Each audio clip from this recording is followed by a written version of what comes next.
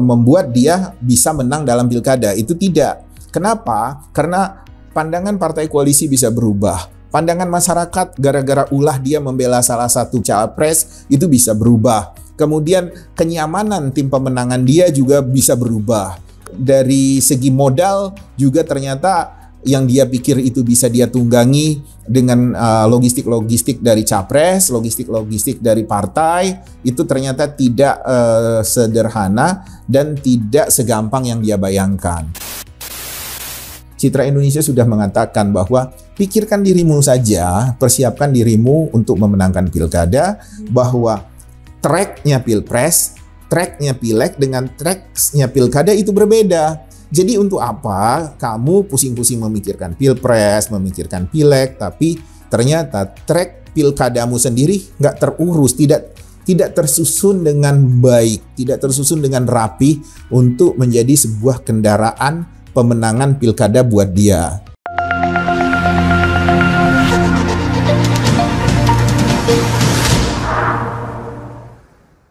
Lalu kalau misalnya nih Pak, ada beberapa kepala daerah, calon kepala daerah yang sudah terjun dan juga masuk ke dalam dunia yang seperti itu Pak, yang kerja triple lah, yang memang harus berusaha lagi, itu gimana Pak? Ya, dia harus buat tim sendiri untuk pilkada.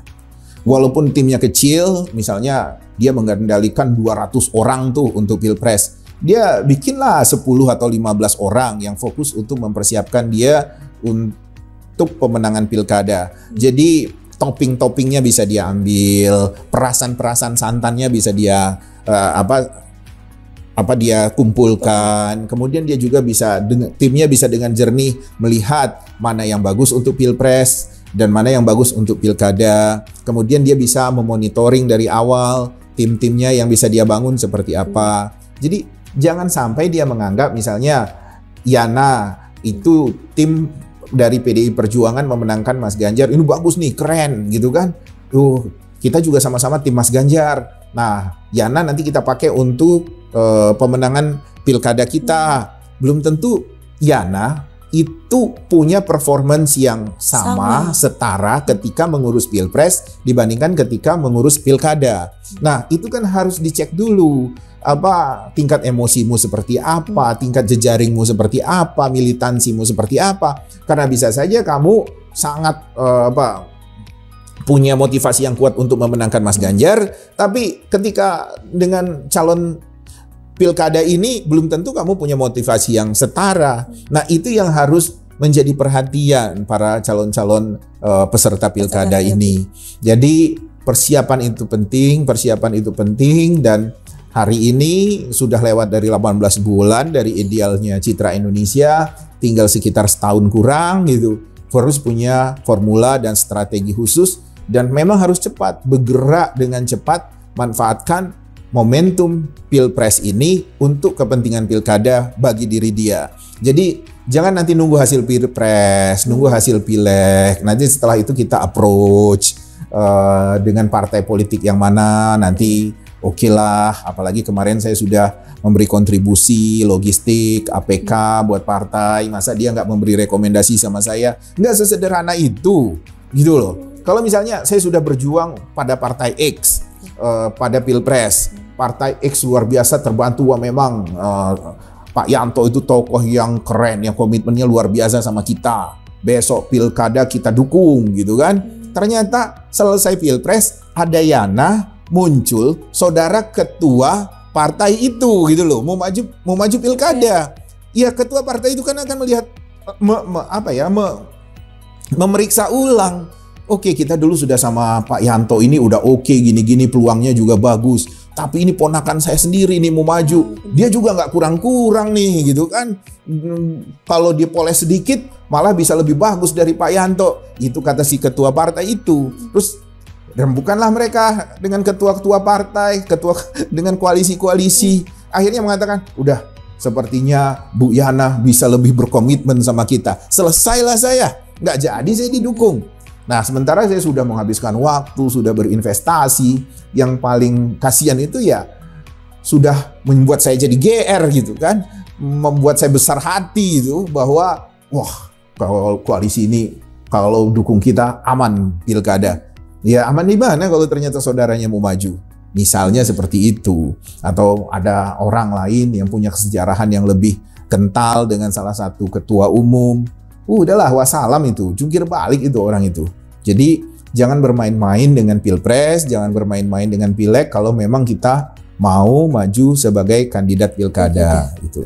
Lalu Pak tadi Bapak bilang bahwasanya membuat tim-tim kecil nih. Ya. Apakah itu mempengaruhi Pak keberhasilan? Karena kan kalau bisa kita tahu bahwasanya masa itu mempengaruhi nih untuk kedepannya. Ya jelas sangat besar itu benefitsnya ya.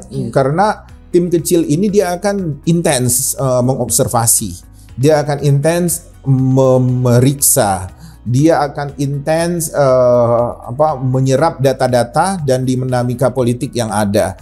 Bahkan kalau mereka diberi modal untuk melakukan survei, itu mereka akan melakukan pendekatan yang berbeda surveinya daripada berjarak dengan hiruk-pikuk pilpres. Karena hiruk-pikuk pilpres itu bisa manipulatif untuk pilkada. Dikira bahwa ternyata di sini nuansa hijau itu akan lebih semarak dan lebih dipilih dalam pilpres. Kemudian kita milih juga nuansa hijau gitu. Kita tampil hijau. Nah ternyata begitu memasuki pilkada, orang sudah jenuh dengan hijau dan mengatakan, wah memang bagusnya kita pilih putih saja karena kita sudah waktunya mencari iklim sejuk dengan pemerintahan besok, dengan presiden yang terpilih. Kita jangan terlalu terpecah-pecah lagi. Kemarin kita pilpres sudah berdarah-darah. Nah kalau sudah begini gimana? Jadi seperti yang kita bilang tadi, dinamika pertarungan, kemudian warna, atmosfer pada saat pilpres itu akan sangat berbeda pada saat pilkada. Itu kemungkinan besar itu akan terjadi. Memang sih 7%, 8% sampai 13% itu bisa konsisten ya, bisa sejalan itu. Tapi kan nggak sepantas, tidak sepadan nilainya dengan effort, dengan modal, dengan segala energi yang kita keluarkan hanya sekedar kita mau bergenit-genit di pilpres, bergenit-genit nyalek, hanya sebenarnya tujuan kita itu bagaimana terpilih jadi kepala daerah. Kenapa nggak dari awal aja energi itu difokuskan? Citra Indonesia kan dulu pernah menyarankan sangat serius bahwa lewat jalur independen, Citra Indonesia menjamin kemenangan itu kalau kita kerja minimal 1,5 tahun sebelum pencoblosan pilkada. Tapi nggak banyak juga orang yang berpikir atau berminat ke arah sana karena masih takut dengan tahun politik. Nanti kalau pilpres suasananya jadi panas, nggak ada kepastian diselenggarakannya pilkada, Dinda. Nanti kalau rusuh gimana gitu kan? Nanti kalau misalnya ternyata pilpres berkelanjutan ketegangannya, kita sudah berada posisi yang salah, nanti malah merugikan. Padahal kan kalau independen kita nggak mengambil posisi di pilpres, kita berjarak, kita bekerja untuk kepentingan pilkada. Jadi itu tidak perlu dikhawatirkan. Memang saya bisa memaklumi kalau terjadi takut adanya ketegangan politik, kerusuhan politik, sehingga mungkin kepastian penyelenggaraan pilkada bisa terombang-ambing. Tapi kalau kita berani mengambil resiko sejak awal, mau berinvestasi sejak awal untuk menata langkah-langkah kita sendiri untuk pemenangan pilkada, itu jauh lebih menguntungkan dibandingkan harus bergenit-genit lewat pilpres. Kalau dibayangkan dari kekacauan yang tadi Bapak sebutkan nih, yang harus bekerja ekstra dan juga banyaknya kegiatan-kegiatan itu, apakah lebih baiknya mereka untuk bekerja di topoksinya masing-masing gitu? Misalnya kalau di pilpres ya udah cukup di pilpres aja. Kalau pilkada ya cukup fokuskan ke pilkada. Apakah harusnya seperti itu? Ya harusnya enggak. Maksudnya begini, harusnya yang kandidat pilkada itu fokus aja untuk pilkada. Kalau mau boleh, karena kan seperti kita hitung sekitar 8-11% dia bisa untung tuh kalau dia main-main di pilkada. Tapi kan tidak sepadan gitu loh dengan energi yang dia keluarkan, resiko yang harus dia hadapi. Kemudian apa untungnya? Lebih banyak bukan untuk menguntungkan diri dia, lebih menguntungkan perjuangan bersama untuk pemilihan presiden gitu, atau untuk membesarkan partai politik yang belum tentu juga partai politik rekomendasinya buat dia, kan begitu. Baik Pak, untuk penutup kita kali ini ada di antisipasi nih dari kacaunya pilkada ini bagaimana? Ya, dari kacamata dari Citra Indonesia nih. Jadi sekarang ada kekacauan di kandidat itu ketika mereka baru sadar ternyata pilpres tidak sesederhana ini untuk mereka ambil manfaatnya untuk kepentingan pilkada.